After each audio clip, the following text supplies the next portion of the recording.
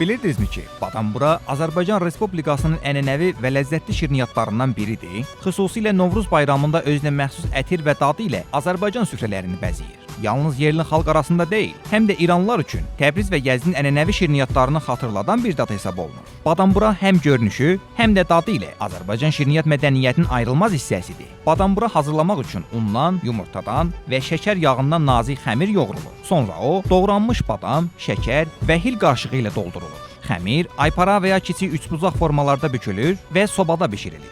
Bişdikdən sonra üzərinə şəkər pudrası səpilir. Bu da ona ağ və cəlbedici görünüş verir. Hilin ətri və badamburanın xırçıltılı teksturası İranlılar üçün həm tanış, həm də yenilikçi bir təcrübə yaradır. Badamburanın Bakı, Şəki və Gəncə kimi şəhərlərin ənənəvi bazarlarında, xüsusilə Novruz günlərində geniş satılması Azərbaycanın zəngin şirniyyat mədəniyyətindən xəbər verir.